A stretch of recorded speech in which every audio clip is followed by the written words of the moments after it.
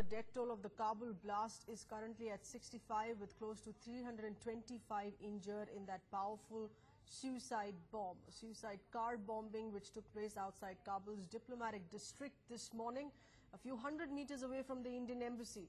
The powerful blast that damaged windows and doors of the Indian embassy building there, but the External Affairs Minister Sushma Swaraj has confirmed from her official Twitter handle here that all officials are safe.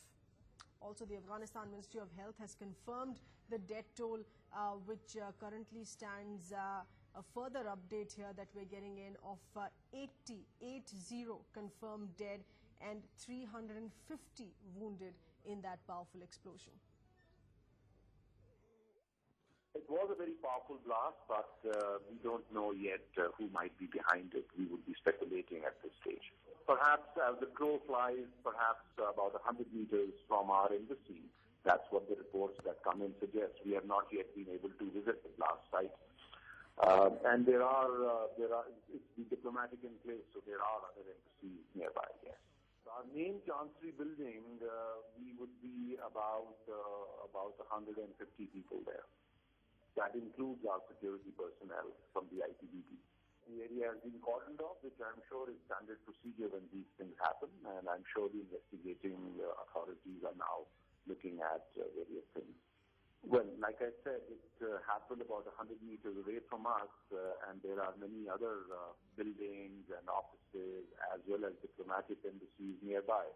So we can't say really what may have been the target. Well, I don't know if the Indian embassy was a target, but it was very close to a lot of embassies, including German, Indonesian, Japanese, Indian, British embassy. So this is in the heart of diplomatic district of Kabul.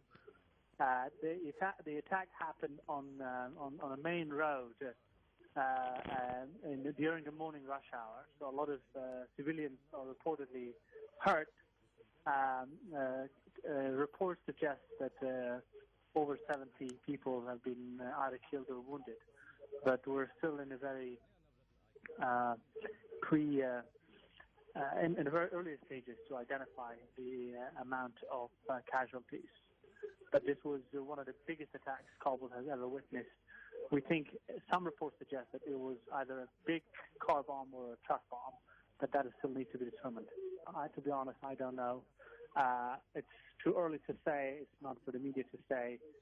No reports, no claim of responsibility yet, which is interesting. Normally, Taliban take responsibility within minutes, but it's almost an hour and a half. The attack happened, and no one has claimed responsibility. But it should be clear very soon.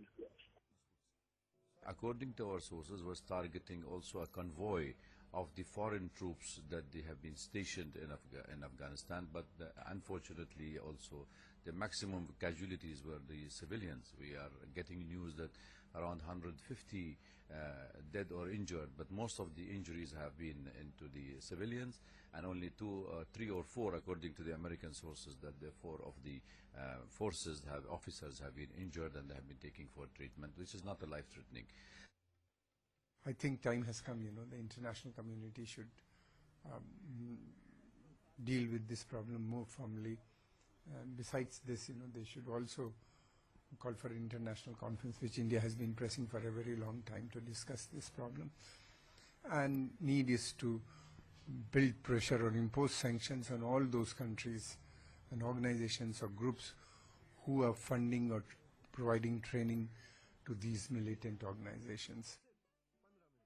This is a shocking incident, once again, probably targeting the Indian embassy, which has been providing support and to the Afghan government. And the whole issue is that the terrorists there continue to operate freely in Afghanistan and have penetrated Kabul once again. And these are helped and supported by the ISIS and many of the terrorist groups within Pakistan.